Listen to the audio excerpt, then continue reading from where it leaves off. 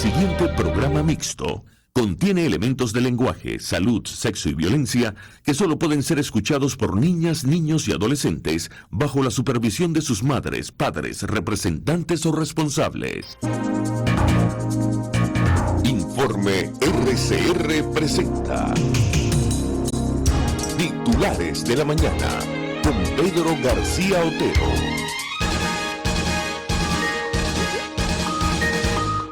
Tengan muy buenos días, son las 6:33 de la mañana.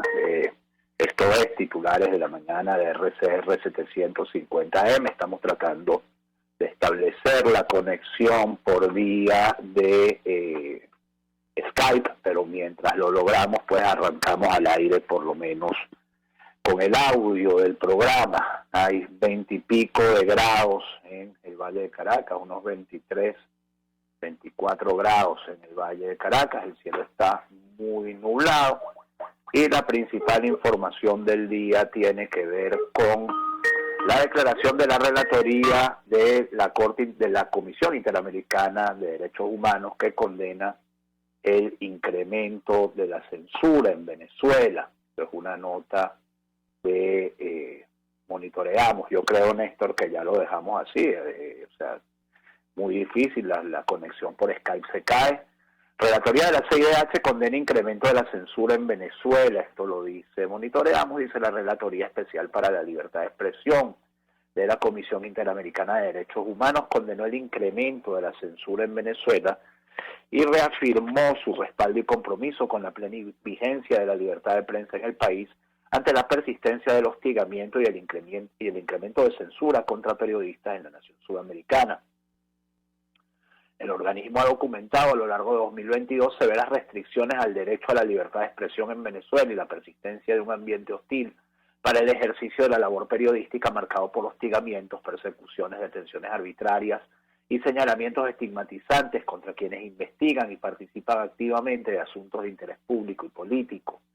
Además, notificaron que han sido informados sobre medidas restrictivas del derecho a la libertad de expresión en el entorno digital. Por ejemplo, apagones y cortes del servicio de Internet y bloqueos deliberados contra portales informativos y otras plataformas digitales. Los cierres de medios de comunicación, así como la incautación de sus equipos, instrumentados directa o indirectamente por el gobierno, limitan cada vez más el acceso de la ciudadanía a información confiable y de fuentes independientes. Denuncian que todas estas medidas han creado un ambiente general de autocensura, tanto en la ciudadanía como en la prensa que informa sobre asuntos de relevancia pública como la crisis de derechos humanos en Venezuela. La relatoría ha observado con particular preocupación la situación de mujeres periodistas venezolanas, quienes son blancos de ataques diferenciados en razón de género en el ejercicio de su profesión. La relatoría ha recibido numerosos reportes sobre el uso del derecho penal contra periodistas con fines presuntamente intimidatorios, incluyendo figuras como el terrorismo o la traición a la patria, además de la continuidad en la aplicación de la ley contra el odio de forma selectiva y desproporcionada.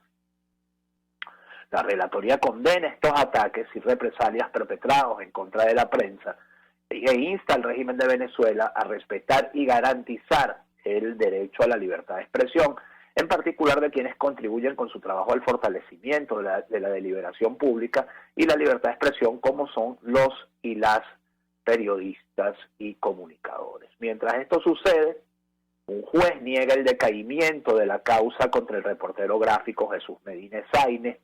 El juicio en contra del reportero gráfico Jesús Medina Esaine tuvo continuidad este 1 de agosto en Caracas. Esaine indicó a través de redes sociales. La juez nuevamente negó el decaimiento de la causa y la extensión de las presentaciones a 30 días. Dicha declaración fue explicada por la abogada del Foro Penal, Estefanía Migliorini. Se le solicitó a la juez la respuesta de una incidencia planteada en la audiencia anterior, donde se le solicita el decaimiento de la medida y la extensión de las presentaciones. Dado a esto fue negada y la respuesta del tribunal es que el Ministerio Público solicitó la extensión de las presentaciones 3 años y medio, después de lo que correspondería, a sabiendas que el artículo 230 nos dice que a los 2 años del MP, el Ministerio Público, o el juez en su defecto pudieran solicitar 1 año de prórroga, no 3 años y medio después. Por esto fue negada la solicitud del decaimiento y la extensión de las presentaciones. dijo. Además, la abogada señaló que en esta oportunidad hubo un funcionario promovido por el Ministerio Público, controlado por el chavismo, en calidad de intérprete. Hasta donde yo sé, Jesús Medina Essaini habla español, que es la lengua oficial de este país, porque hacía falta un intérprete en ese juicio, no se entiende. Bueno, lo cierto es que a Medina lo siguen teniendo fregado, yendo a presentarse a cada ratito en tribunales. Y también fue diferida la audiencia, esto es información casi de última hora, salió a la medianoche de ayer, del diputado Juan Requesens. Se sostiene la audiencia este 2 de agosto, mientras esta nota abre, les leo que Jesús Mendoza, presidente de la FCU, de la Federación de Centros Universitarios de la UCB, dice que el oficialismo está jugando al desgaste de las autoridades para intervenir la Casa de Estudios. El presidente de la FCU de la UCB, Jesús Mendoza, fue el invitado de Vanessa Davis en su espacio Punto de Partida, en el cual se tocaron puntos importantes sobre la actualidad de la universidad. El oficialismo está interviniendo la universidad de manera lenta, jugando al desgaste de las autoridades. Asimismo, hizo énfasis en la doble función que debe cumplirse de manera obligada en el vicerrectorado.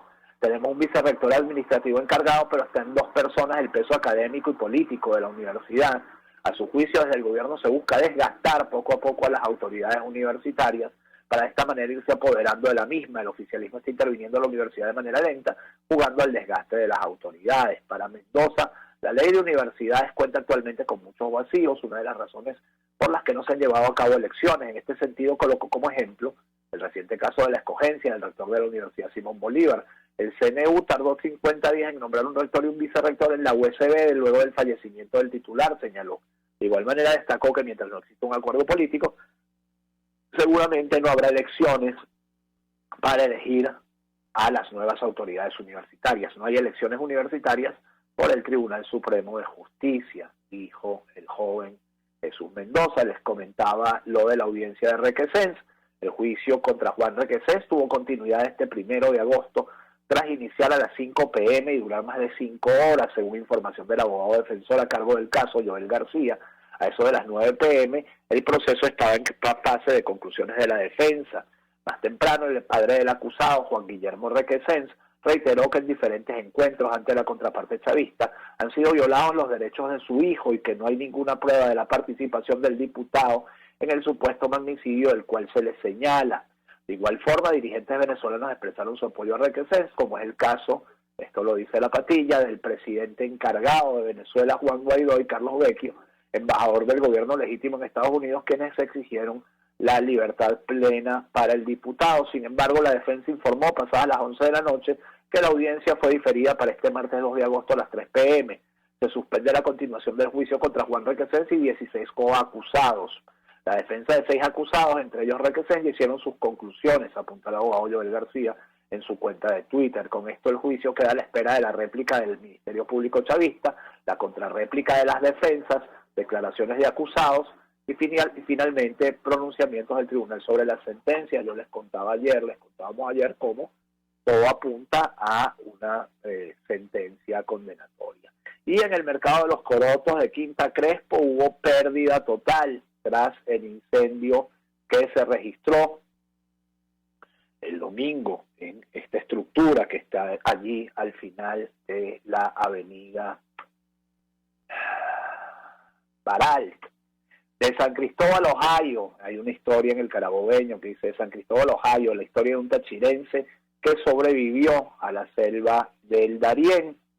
Esto es una nota del Carabobeño, afirma Joan Camargo de Noticias Todos Ahora.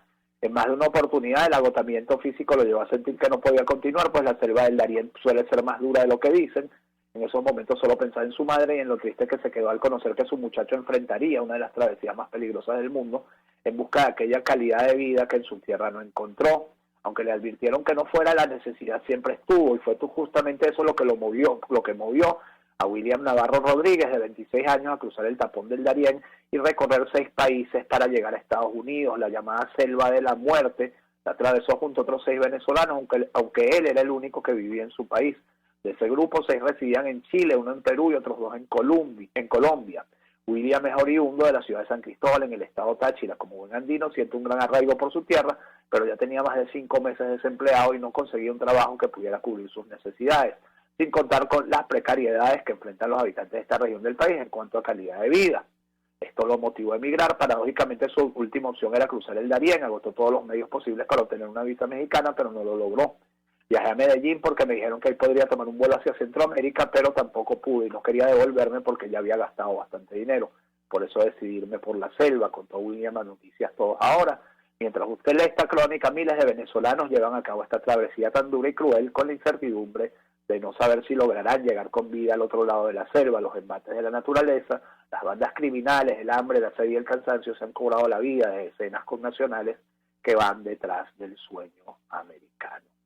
Estos son los titulares de la mañana de RCR 750M. Volveremos a hacer 750M cuando vuelva la democracia a Venezuela. Jaime Nestares en la dirección de la estación, Néstor Tobar en los controles, quien les habla, Pedro García. Pero hacemos este programa que llega a ustedes como cortesía de Equimédica, alquiler de equipos médicos, y del consultorio veterinario del doctor Alfredo Cova, garantía integral para el bienestar de su mascota. Emergencia en Santa Elena de Guairén por inundaciones. Gobierno reporta 4.000 familias afectadas. Es lo más reciente de la situación en el sur del país. Las autoridades informaron que están atendiendo la emergencia y que el nivel del río está descendiendo. Mientras tanto, decenas de familias fueron llevadas al Fuerte Escamoto, un destacamento militar que fue habilitado como refugio temporal. Al menos 4.000 familias afectadas. Ha dejado la crecida intempestiva del río Guairén en la población fronteriza de Santa Elena de Guairén, en plena frontera con Brasil, según reportes oficiales de autoridades regionales. El domingo 31 de julio, el gobernador del estado Bolívar, Ángel Mercado, dijo que están atendiendo la emergencia y que muchas familias ya fueron llevadas a refugios temporales. Cabe destacar que el Guairén es un afluente que atraviesa de punta a punta el municipio Gran Sabana. Hace 82 años que no ocurría esto. Fue una lluvia de más de 8 horas que provocó inundaciones en 12 sectores de esta población. Todavía hay una parte inundada, aunque el nivel ha ido bajando. Estamos atendiendo con más de 60 toneladas de alimentos, declaró el gobernador a periodistas desde el sector Los Pinos. El mandatario explicó que no se registraron heridos ni fallecidos. Los compañeros más afectados se encuentran protegidos en refugios y están siendo atendidos desde el punto de vista médico y en lo personal, aseguró el gobernador, quien aseguró que hay 480 funcionarios desplegados en la zona. También noticia de anoche, noticia importante internacional: Estados Unidos mata a Ayman el-Zawahiri, líder de Al-Qaeda y sucesor de Bin Laden, con un dron en Afganistán. Biden cree que se ha hecho justicia. Al-Zawahiri fue asesinado en la mañana del domingo en una residencia de Kabul, concretamente a las 6:18 hora local, cuando se encontraba en el balcón de la vivienda en la que se alojaba y un dron le disparó 2 misiles Hellfire. Estados Unidos mató este fin de semana al líder de Al-Qaeda, Ayman el-Zawahiri, quien se encontraba al frente del grupo terrorista desde el asesinato de Osama Bin Laden en 2011. En una operación antiterrorista llevada a cabo por un dron en Kabul, Afganistán. En una comparecencia televisada en el balcón de la Sala Azul de la Casa Blanca a última hora del lunes, el presidente de Estados Unidos, Joe Biden, dijo que con la muerte de al-Zawahiri se ha hecho justicia y que el mundo ya no debe temer a este asesino despiadado. Estoy leyendo El Confidencial, periódico español. El mandatario se dirigió a todos aquellos alrededor del mundo que quieren dañar a Estados Unidos y les aseguró que su país permanecerá siempre alerta y preparado para actuar cuando se trate de defender la seguridad de los ciudadanos estadounidenses. Al-Zawahiri fue asesinado en la mañana del domingo en una residencia de Kabul, concretamente a las 6:18 hora local, 1:48 GMT, cuando se encontraba en el balcón de la residencia en la que se alojaba y un dron le disparó 2 misiles Hellfire. Según la Casa Blanca, únicamente el líder de Al-Qaeda murió en la operación y no hubo ningún daño colateral, ni siquiera los miembros de su familia que con él se alojaban, algo en lo que el propio Biden había insistido en varias ocasiones y que había puesto como una de las condiciones para proceder con el ataque. La autorización de Biden se otorgó unos días después del ataque, el lunes 25 de julio, tras varias semanas de reuniones con su cúpula militar y de inteligencia. Información nacional, información nacional, al menos 30.000 niños tachirenses estudian en el norte de Santander, más de la diáspora venezolana. Unos 30.000 niños venezolanos aproximadamente estudian en las instituciones escolares del norte de Santander en Colombia, según lo indicó Pablo Martínez, miembro de la Central Unitaria de Trabajadores del vecino país. Martínez aseguró que algunos de esos menores asisten a clases en Cúcuta y regresan diariamente a sus residencias en los municipios fronterizos de Bolívar y Ureña en Venezuela.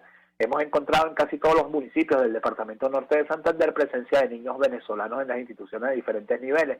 Yo creo que podemos estar hablando de unos 30.000 jóvenes venezolanos de diferentes edades, expresó el sindicalista. Indicó que al menos 1.000 niños venezolanos están en el área metropolitana de Cúcuta trabajando y no están asistiendo a las aulas de clase.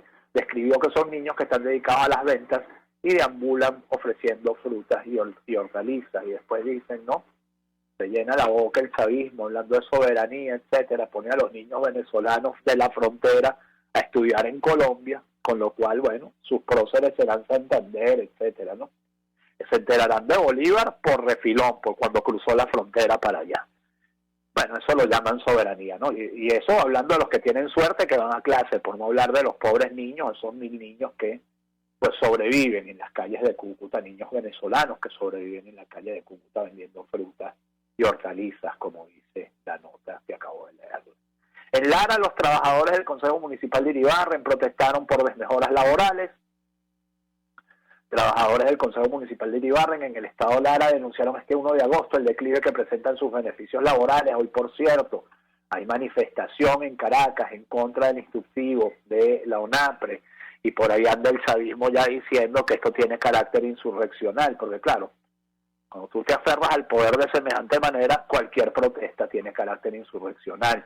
Los empleados se enfrentan a constantes desmejoras. Entre estas destacan que desde hace 5 años no tienen dotación de uniformes y desde hace 4 años no les pagan el bono para comprar la indumentaria. El colectivo se reunió para manifestar que la tabla salarial sea adaptada a la economía actual venezolana, en lo cual les permita tener una vida digna como lo establece la Constitución. Ya vamos a estar hablando de cuánto se ha contraído el ingreso en Venezuela en los últimos meses. En Bolívar también protestaron los maestros y denunciaron que viven en la indigencia. Esta nota es del Pitazo. Dirigentes gremiales del sector de educación afirmaron que los docentes no tienen ni para comprar un par de zapatos.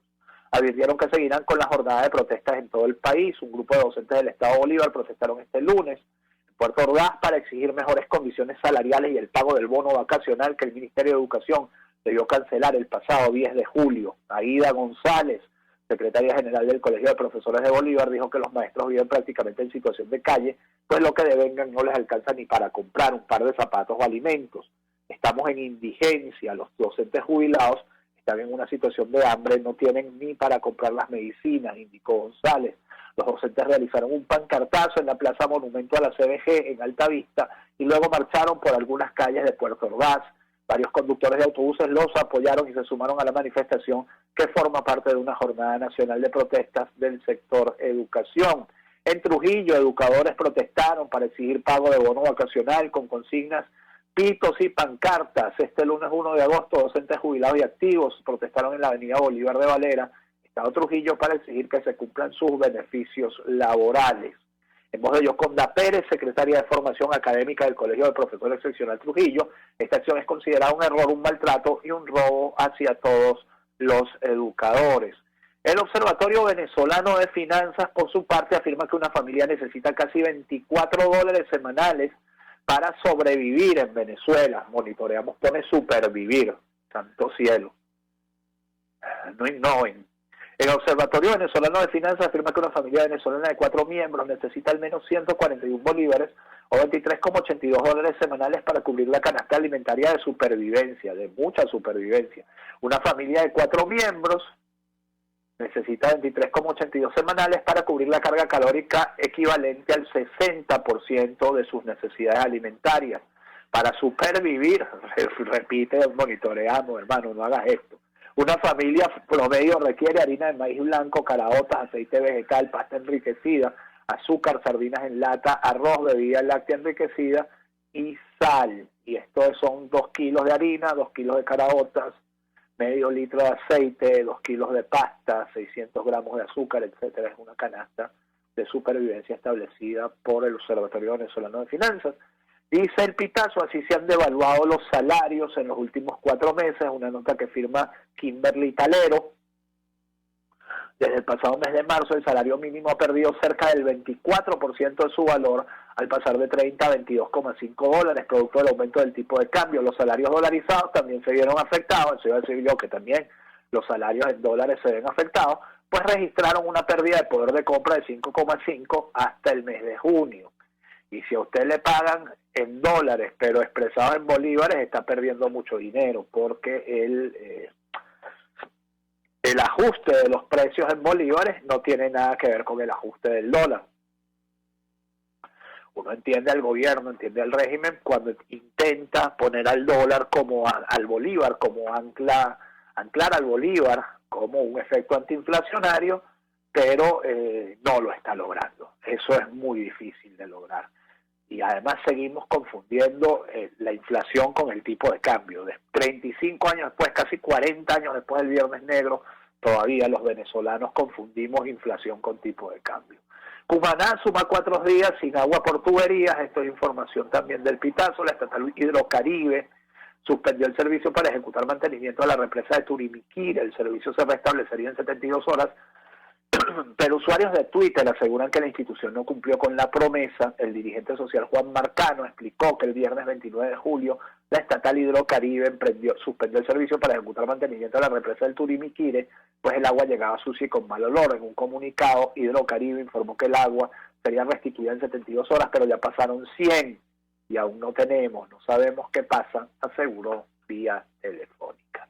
Más información internacional: sentencian a 7 años de prisión al primer condenado por el asalto al Capitolio de Estados Unidos. La agencia EFE reportó que una jueza federal del Distrito de Columbia, donde se encuentra Washington, D.C., dictó la sentencia para Guy Reffitt, un manifestante que llevó un arma de fuego durante la insurrección violenta del asalto al Capitolio el 6 de enero de 2021, que fue en toda regla un golpe de Estado, o un intento de golpe de Estado. El gobierno de Chile se prepara para hacer frente a las amenazas del Tren de Aragua. El presidente de Chile, Gabriel Boric, decidió reforzar la presencia de los carabineros en la región de Arica, al norte del país, para hacer frente a las amenazas recibidas por la onda delictiva del Tren de Aragua, que opera en esa localidad. La ministra del Interior, Isquia Sánchez, informó que están preparados para enfrentar la amenaza, pese a que esta es una alerta que no sabemos cuánto de veracidad tiene, dijo en una entrevista con TVN. Y se los dijo Hugo Chávez: vamos a construir un tren que llegue hasta Chile. Bueno, construyeron un tren que llegó hasta Chile, el Tren de Aragua. Iberia confirmó el regreso de la ruta Río de Janeiro-Caracas. Esto no es esto está mal interpretado. La ruta no es Río de Janeiro no es Río de Janeiro a Caracas, y no la va a hacer Iberia. O sea, Iberia recuperó su ruta a Río de Janeiro y recuperó su ruta a Caracas. Es decir, a partir de ahora, Iberia se suma a las aerolíneas que vuelan a Caracas. La Patilla, por favor, corregir esto. Y cerramos con esta información: 5 abatidos durante enfrentamiento en Petare. El enfrentamiento ocurrió tras una emboscada de la banda del Cotorro a una división motorizada de la PNB. 5 sujetos quedaron abatidos tras producirse un enfrentamiento en la zona 3 del barrio José Félix Rivas, en Petare. Según fuentes policiales, el hecho ocurrió la tarde del domingo, cuando integrantes de la banda del Cotorro emboscaron una comisión de la división motorizada de la PNB. Los uniformados reaccionaron al ataque, logrando abatir a 5 sujetos, cuya identidad está en proceso de verificación, dice la nota de Eligio Rojas para Últimas Noticias. 6:56 minutos. Termina así Titulares de la Mañana. Nuevamente ofrecerles disculpas. Tenemos los problemas de conexión con internet, el internet venezolano. Yo quisiera tener un internet que no fuera ABA, que llevo 6 días sin ABA y no sé por qué. El ABA está apagado. Tengo otro internet, pero quisiera tener un internet satelital o un internet por radio, y por mi zona no hay ninguno. Que este día sea todo lo que ustedes esperan de él. Si Dios quiere, nuevamente, como les digo, nos encontraremos mañana. Chao.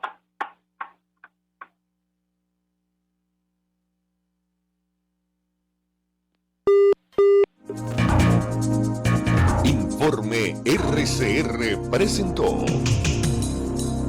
Titulares de la Mañana con Pedro García Otero. Este programa fue presentado por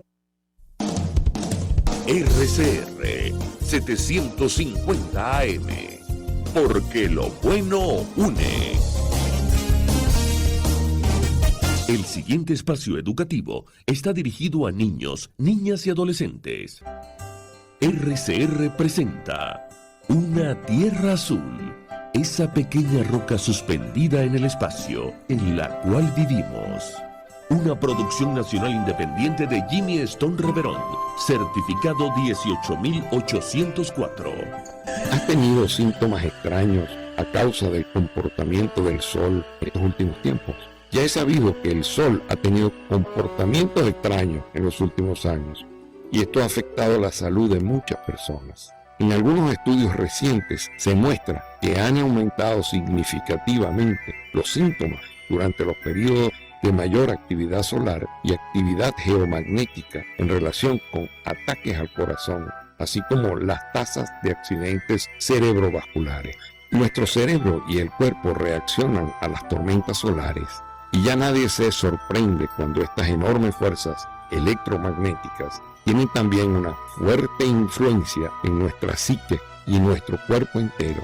La relación entre los campos electromagnéticos ambientales y del estado de ánimo y el comportamiento humano es de gran interés para la salud pública. La relación entre los índices de actividad de las tormentas geomagnéticas y las estadísticas nacionales de suicidio en Australia han sido estudiadas desde 1968 hasta el 2002.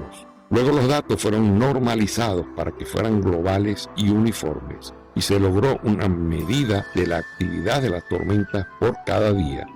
Los datos de suicidio fueron recontados a nivel nacional con